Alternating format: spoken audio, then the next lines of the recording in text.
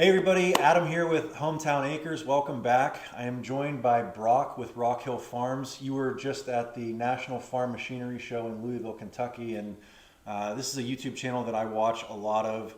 And when he got a hold of me and said he was going to the National Farm Machinery Show, you're from Kansas, right? Yep. And so Kansas is a lot further away than Louisville, Kentucky is. So you were already over halfway here. And he said, hey, I want to stop up and check out your sawmill and some of the firewood equipment.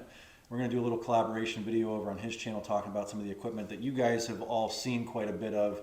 But we were down there milling up some lumber and using the excavator, and you have a skid steer. And while we were down there, we started getting into a conversation of should you buy an excavator or a skid steer, because these were both decisions that we were both faced with. I strongly considered getting a skid steer, and you strongly considered getting an excavator. I got the excavator, you got the skid steer. So I thought we could sit down and chat, because a question that we get a lot is if you're a first-time property buyer, should you get a tractor or a side-by-side? And when you first move into your acreage, 20, 30, 40 acres, whatever it is, you're probably considering those two options. But we've been here 4 or 5 years now, and the next decision to make after that is skid steer or excavator. So it was kind of an interesting conversation we had down by the sawmill, and I thought, we might as well come up here to the garage and sit down and talk about it. It's about 25 degrees outside, so come up here, warm up, sit in front of the wood stove. Real quick, before we get into that, I wanted to introduce Brock and let you tell them a little bit about your channel. So my channel is called Rockhill Farm, and I would say in large part I do the same stuff Adam does. Not exactly, but a lot of it. I've got a compact tractor. Mine's green instead of orange. And I've recently got a skid loader. I do some paid work for people. We did a pond expansion. I do firewood. And I'm in the market to buy a sawmill, which is the primary reason I came up here today. Because we do a lot of the same stuff, and I want to check out some of this equipment to help me make an informed buying decision. Yeah, I think probably the biggest difference between our two channels is topography, right? You're a lot flatter where you are, a lot more open space. We're a little bit more wooded and hilly here, right? Yeah, so I'm jealous of the wooded acreage here, and it's beautiful property. You've got a lot of access to trees to make your sawmill and your firewood, whereas half of my property is wooded, but then the other half is hay fields. And I'm actually starting a Christmas tree farm that I'm just getting started on. It's not very far along. That's interesting. That was my initial idea for making the channel, but I found I just enjoy running the equipment so much and going out and doing brush hogging jobs or driveway repair jobs that it's turned into more of that as far as the content. Yeah. So let's start the discussion on skid steer or excavator, and we'll start by introducing what both of us have. I have a Hyundai CR60-9A. It's a 6-ton machine weighing in at about 13,600 pounds. And you have a John Deere skid loader. What model and how much does it weigh? I have the 325G, and that weighs 9,500 pounds. It's 75 horsepower, and I chose that size of machine to get the largest machine I could get that didn't need def and that I could haul without a CDL. And I don't plan on hauling my machine anywhere. So that's one thing you need to factor when you're thinking about getting either of these machines is, are you planning on doing work for other people and hauling it, or are you just going to use it on your own property? The excavator for me is for our 44 acres here and maintaining and managing the property, whereas you're doing a little bit of work for other people, but you also use it. What would you say the breakdown is between taking it off the property versus using it for your own personal use? In the spring and summer, probably 50-50. Yeah. I might do 1 or 2 jobs a week for somebody else. I'm not out doing it every day. Yeah. So one thing we were talking about, we both have tractors, and that was our first kind of bigger piece of equipment. If you're considering a skid steer or an excavator, you probably already own a tractor, and you're looking to step up. So one of the biggest deciding factors is how do you use your tractor. You have a backhoe for yours, and so that was why you decided to go with the skid loader. The way I justified it was I've got a front end loader on my tractor, so I can kind of do some light duty skid loader work, and you were thinking you can kind of do some light duty excavating work with the backhoe. So that was kind of probably the biggest determining factor for both of us in coming up with why I went with the excavator and you went with the skid steer. But talk a little bit about using your backhoe instead of an excavator and kind of the trade-offs there. So it is really limiting.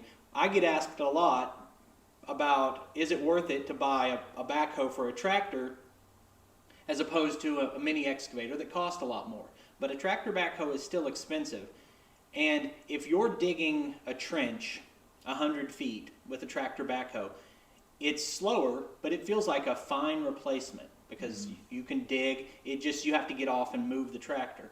But if you need to, so when I went to dig the pond, that tractor backhoe was completely useless because no matter how I angled it, I could not move my spoils out of the way because you don't have enough swing. Yeah. So in that kind of way, it's not a replacement at all. So I really did have a strong debate between those two pieces of equipment. And honestly, today I almost wish I'd went the other way and got the mini excavator. But getting the skid loader, I had two plans to make it able to do the work of the mini excavator. And you're kind of going the other way and finding a way to do the work of a skid loader.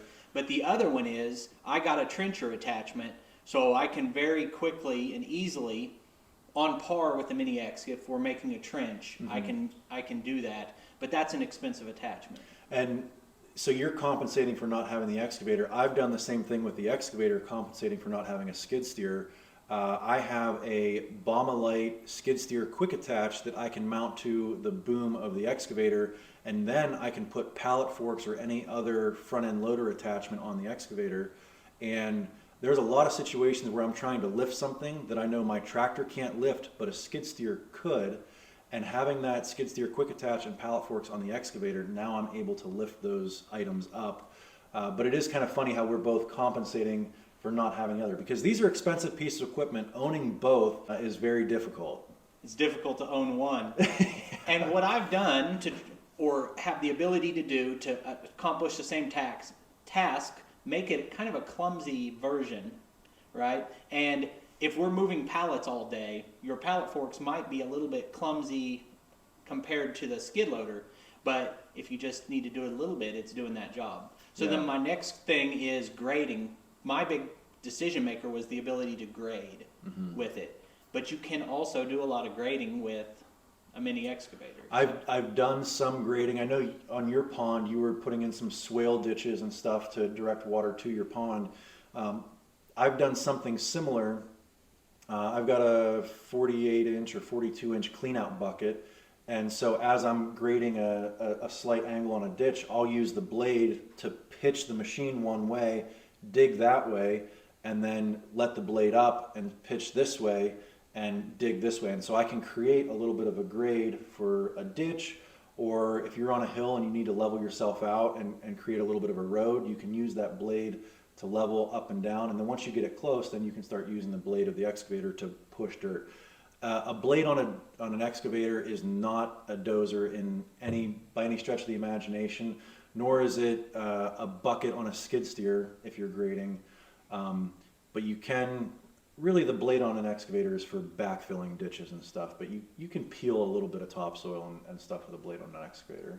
So overall, I would say the skid loader is more of a duplicate of my tractor with just more lift capacity. So the other reason that's maybe a little bit unique to me that I went skid loader is the need to frequently move pallets for my other business. I was moving palletized lumber, 4,000 pounds, and couldn't do that with the tractor, and we were having to hand unload this stuff. And that swayed me from the fact that the mini excavator might be more useful to go do paid work for people and less of a duplicate with the tractor. But I wanted a machine that, besides being able to move dirt efficiently, was able to move those pallets. And I kind of don't have that need as much. But that makes me think of the lift capacity for what I was doing and what you're doing. Is we're going up from a tractor in part to have more lift capacity to move logs. And so like my skid loader, rated lift capacity is like 2,400 pounds, which is 30% of what it takes to tip it over. But what you can actually, if you need to, you can pick up 5,000 pounds and carry it and set a giant log in place or something like that. So while we were down at the sawmill, that was another thing we were talking about. For a sawmill, if you don't have a roof over it, it really doesn't matter I think, whether you use a skid loader or a skid steer to load the sawmill. But what happens is, if you want to add a roof to your sawmill, that really kind of eliminates the ability to use an excavator to load it, because you're like this and you're trying to swing out over and right over top of the sawmill. Well, your roof is going to be in the way. You're going to tear it off with an excavator. Whereas a skid steer, you're lifting it like this and up and setting it down, so you're able to get in underneath the roof and set it on the mill. And for me, I really wanted to add a roof to the sawmill, so we had to get creative and come up with just a roof over top of the power head and not the whole mill itself, because I use an excavator to load the mill. Would it be nice to have a skid steer for the sawmill? Absolutely, but we just use the excavator for so many other things that's why it made sense for us. But another thought I've had watching your videos, watching some of my other firewood channels that I enjoy, is that a mini excavator is a lot better for firewood, because trying to move anything around in my wood yard, anywhere I want the log to move or the round to move, the machine has to move there also. So I might as well be trying to dig a hole by just circling around. I move 2 logs and I've rutted up the whole yard. Whereas you can be set up with your machine in a scenario, and you're pretty good at doing this, where you're picking the log up from here, using your swing to hold it up and drop your rounds where you need them without moving the machine. So with what I'm doing now, that's something I'm kind of jealous of, the ability to do that. yeah, and if it has rained in the last 2 or 3 days, you probably have your machine parked because you don't want to tear up the ground, you don't want to get your tracks loaded with mud. Whereas if it's just rained, I can still go out and load the live deck of the firewood processor, because I've got logs here, pick them up, sit there and spin and set them on the live deck, and my tracks don't move at all. So that's another good point, is mobility and able to use the machine without actually tracking around. Then the other thing I wanted to touch on is price and size. So I was pricing these machines out, buying new, which is probably a mistake. I think you did a smart thing with a slightly used machine, but pricing on a machine that weighs the same amount, which was relevant to me, is pretty similar between them. Yeah. And if I'm only looking at new machines with a heated and cooled cab, so I'm seeing pretty similar pricing. So that didn't sway it too much, really. So you're talking about a 5-ton John Deere mini excavator brand new versus your 5-ton skid steer John Deere, same brand, everything, about the same price, which I think is pretty standard. You typically are paying for the weight, because the steel in the machine is probably the most expensive part, aside from the engine. Yeah, I think let's just talk about price a little bit. So my machine, I mentioned a Hyundai 60CR-9A, brand new would have been about 70-ish, between 70 and 75,000, and we got it used. It was a 2019 with about 620 hours on it, I think, and we got it for 55,000. If you want to share, what a new machine costs, or I don't know if you did any shopping for used machines, what you found in your shopping experience.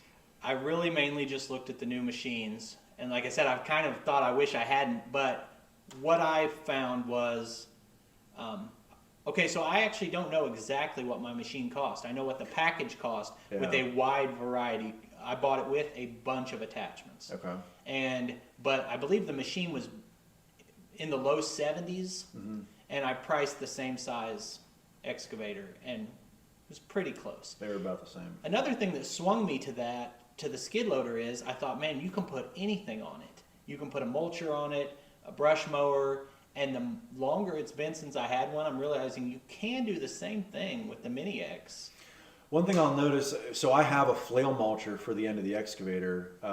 They use a ton of flow, and that's another thing we could talk about, is skid steers, you have a high flow option, whereas mini excavators, I don't really think there's any mini excavators out on the market with a high flow option.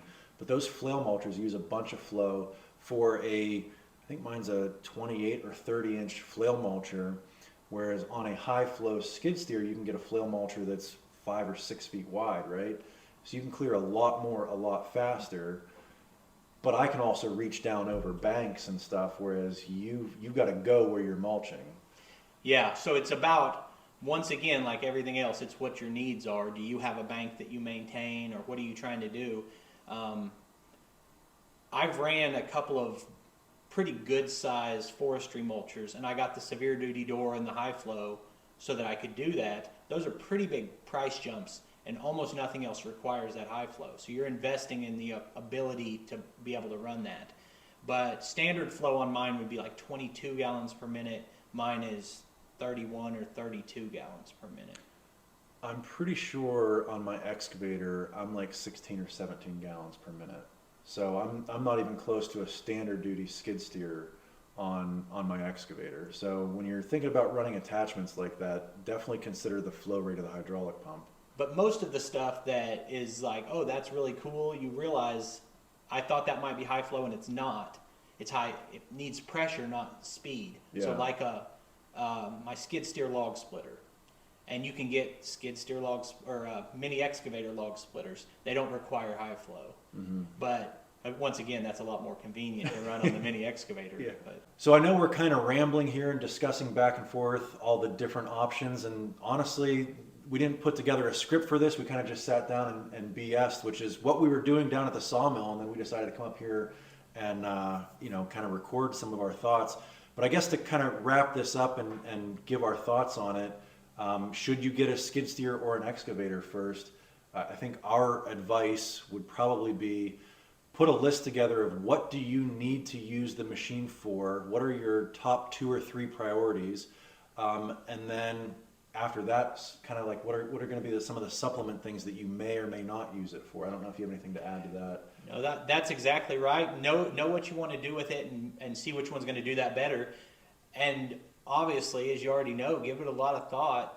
And the best scenario is try to run them a few times. If you don't have machine experience, if you can rent one or get some seat time in, it helps. I know when we were building the pond, there was a couple different situations where I needed both machines. We had a Bobcat E80 here. We had a T66 skid loader here. And I spent a considerable amount of time in the skid steer. I think I rented it for 40 hours for 1 week. And I know I put a couple 12-hour days in a skid steer. And that's another thing I wanted to mention is the comfort of a skid steer is they bump you around a good bit. And I know it was a foot control machine.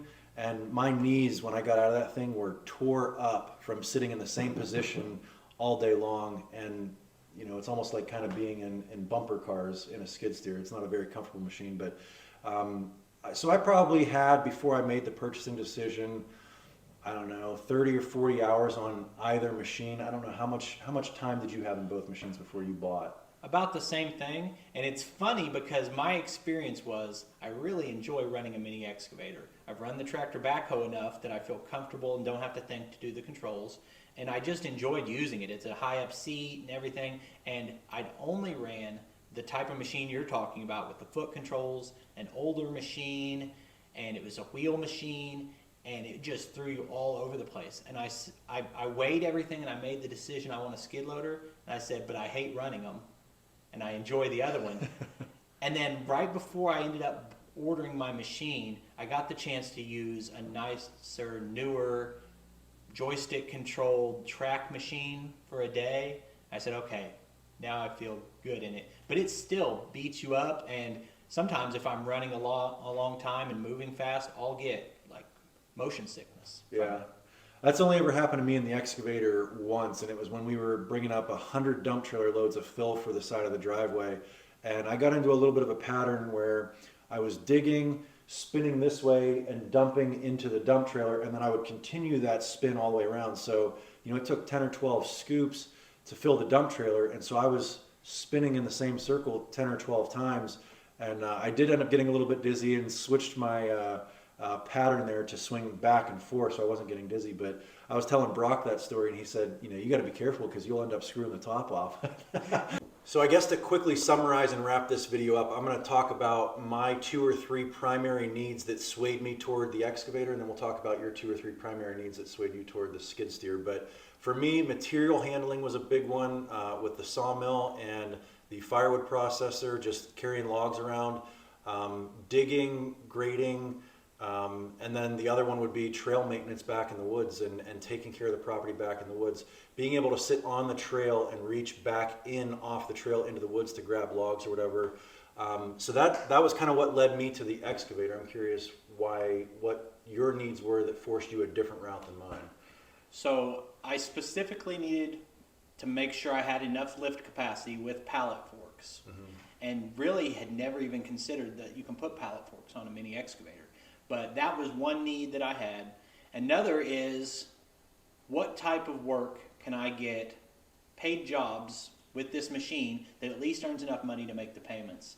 And you can do it with either pretty effectively, really. But I leaned more towards doing like land clearing and brush cutting and being able to cover a lot of ground with that. Yeah. And so I do firewood and other things, but most of that I could already do with the tractor. So I was looking for what services can I add and what capabilities can I add. Yeah. So I think that's where we're going to leave this. You've got a skid steer owner, an excavator owner, just sharing our thoughts. Let me know if you guys have anything to add to the conversation of skid steer versus excavator. I'd love to hear from you. And don't forget, go check out Brock's channel, Rockhill Farm. If you guys enjoyed this one, give me a big thumbs up, click that subscribe button, and we'll catch you on the next one. Thanks for watching. And they're both better than a shovel. That's a very good point.